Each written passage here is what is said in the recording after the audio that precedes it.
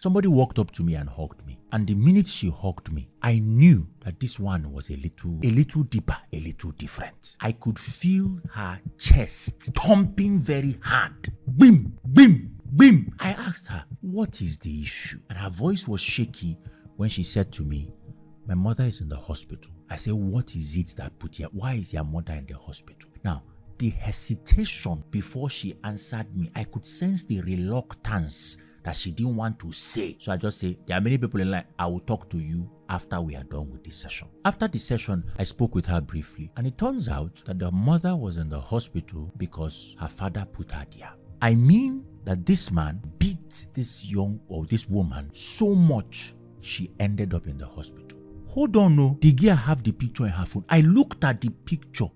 My head just flew. I was like, what kind of beast does this? And I just said to her, you know this man will end your mom, right? And in her eyes, please, I'm going somewhere, bear with me.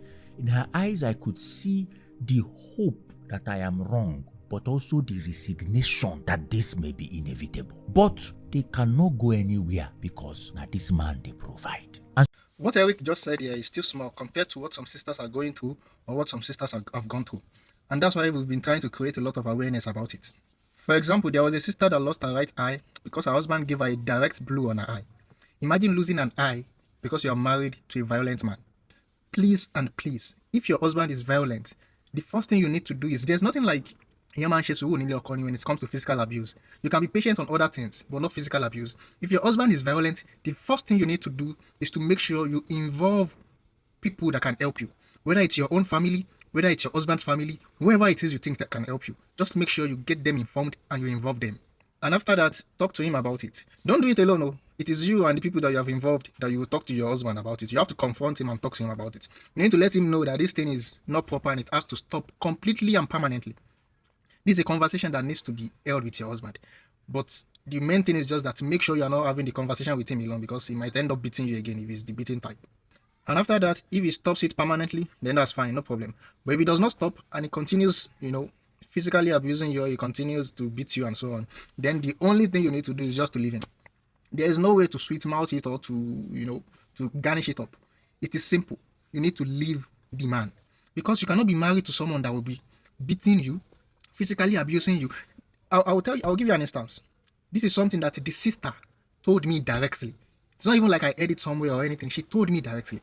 She said her husband used to beat her, and it got bad to the extent that whenever they want to sleep at night, she will make sure that all the knives in the kitchen, she packs them and keep them somewhere that he cannot find it.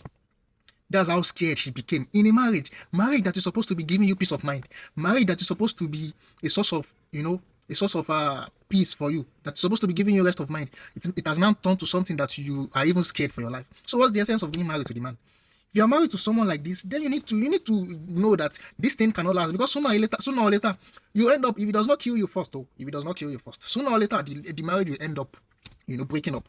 So it's better to do it soon if it's still going to end anyway. So these things are things that you people need to start taking seriously. The one Eric said, the woman landed in the hospital, I just give you another instance of a woman that was keeping knives. So if you're married to this kind of person, talk to him. If he listens, fine. If he doesn't, find a way to just end the marriage. And you're not even supposed to be calling that kind of thing a marriage, because you are married to an animal. So just find a way to end it and find an alternative for your sake.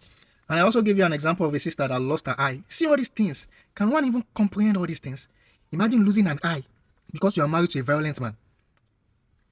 Imagine losing an eye because you are married to a violent man. Imagine ending up in the hospital because you are married to an animal. Imagine having to pack all the knives in your house and find somewhere to hide them so that your husband will not go crazy and do things that will harm you. So the best thing is just that find a way, involve people that can help you. Sit your husband down, let them help you confront him and talk to him about it. If he stops it permanently, it's fine. It might be a mistake or he was unable to control himself, that's fine. If he stops it permanently, that's fine. But if he does not and he continues doing it, then you need to leave. Because if you don't leave, you might end up just losing your life entirely. You might end up losing way more than whatever it is that you don't want to live, that is keeping you in that violent marriage. So please start taking this thing seriously, and let's try to create more awareness about it, because a lot of sisters are still going through this thing.